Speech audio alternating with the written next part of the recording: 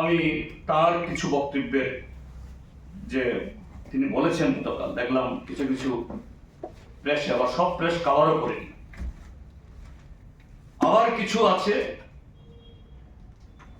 এই মিডিয়া যে মাননীয় মুখ্যমন্ত্রী যা বলেননি তিনি তার থেকেও 3 গুণ লিখে দিয়েছেন। জানি না টেলিফোনে আবার তাকে সব বলেছেন কিনা। যাই হোক, আমি নাম বলছি না, এটা মিডিয়ার স্বাধীনতা, বলতেই পারেন। তিনি কি বলেছেন? মাননীয় বিরোধী দল নেতা তিনি গোয়েবলসের মতো নতুন নতুন তথ্য দিচ্ছেন। আরে আমি তো কোনো তথ্য দিইনি। মাননীয় মুখ্যমন্ত্রীকে বলেছি আপনি যাদের তৈরি করা প্রতিবেদন পড়ছেন আগে ভালো করে চোখ বুলিয়ে নিন, ভালো করে ইতিহাসটা জেনে নিন। আপনি তো মুখ্যমন্ত্রী, ওই দলের নেতারা আবুল তাবুল বহু কিছু বলে। ভারতের স্বাধীনতা ওই 2005 সালে হয়েছে, সংবিধান রচনা হয়েছে এই 2014 সালে, এরকম অনেক কিছু বলে। এটা তাদের অধিকার, যা কিছু বলতে পারে। কিন্তু আপনি একটা সংবিধানের পদে আছেন, আপনার মুখ দিয়ে অসত্য কথা বলানো বা আপনি বলেন, এটা তো মুখ্যমন্ত্রীর যে আসনের তার গরিমা, তার মর্যাদাহানি হয়। এতে রাজ্যবাসী হিসাবে এটা আমাদেরও অপমান, আমাদেরও খারাপ লাগে। কাজে এমনি তো তথ্য দিইনি, আপনার তথ্যকে আমি বলছি ভুল তথ্য দেবেন না।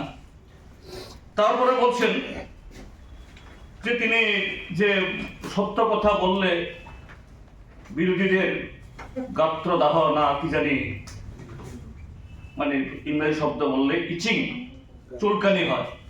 আরে তিনি তো জানেন ডেন্টিস্ট, দাঁতের ডাক্তার। চুলকানি যারা জানেন তারা তো হলো ডার্মাটোলজিস্ট, কিন্তু ডার্মাটোলজিস্ট না, কিন্তু ডেন্টালিস্ট, ডেন্টিস্ট।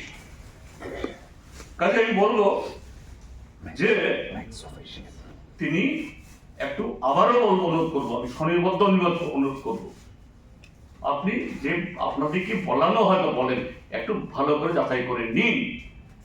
তিনি বলছেন যে বিরোধীরা এখন কি করবে, আর নাকি সাংবাদিক সম্মেলনই নাকি এখন আমাদের কাছে একমাত্র হাতিয়ার। কারণ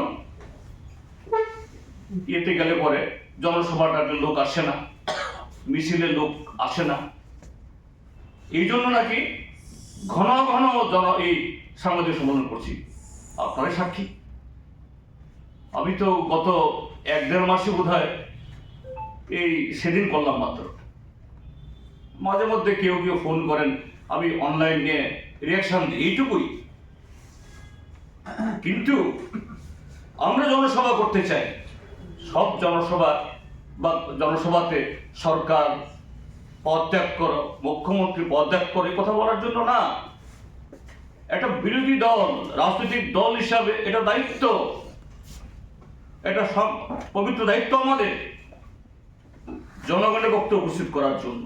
আপনি বলছেন ত্রিপুরাজ্যের মধ্যে অবাধ গণতন্ত্র, এই গণতন্ত্রে আপনি মুখ্যমন্ত্রী, আপনাকে ওই ইয়েতে মান্দায়, খুমলুং, দাবরদি, ওইদিকে হেজামারা মিটিং করতে আপনার পৌঁছানোর আগে 12 ঘন্টা আগে সেখানে আপনার 1 ব্যাটালিয়ন পিএসআর,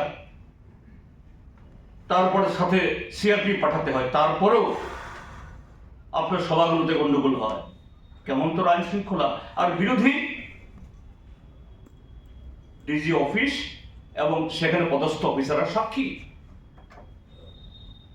গত নভেম্বর মাসে, অক্টোবর মাসে দক্ষিণ ত্রিপুরাতে বহু চেষ্টা করার পর 3-4 মাস ধরে দরখাস্ত দেওয়ার পর না পেরে 2-1টা অনুমোদন পাই, পারমিশন পাই আমরা জনসভা করার জন্য। আবার সেখানে গিয়ে সকাল থেকে মঙ্গলবার দিন শনি পূজা শুরু করে দেয়। আমাদের মাইক বাঁধতে দেয় না, উল্টা 10টা-12টা সেখানে ডিজে এরকম পাওয়ারফুল মাইক বসিয়ে দেয়। আপনাদের এসপি, ডিএসপি, এত সংখ্যক পুলিশ গিয়েও এদেরকে বিরত করতে পারে না। তাহলে আপনি বলছেন যে না, বিরোধীরা লোক পায় না, লোক আসে না, এই কারণে একমাত্র মাধ্যম সাংবাদিক। আমার এখন ভয় লাগছে কবে আপনাদেরকে বলে দেবে, এই খবরদার, সিপিআইএম এর নেতা, বিরোধী দল নেতা, এদের সাংবাদিক সম্মেলনে যাওয়া যাবে না। এরকম পরিবেশ হয় কি না, এবং খুবই আমার মানে মনে হচ্ছে বোধহয় এরকম পরিস্থিতি বোধহয় এগিয়ে আসছে।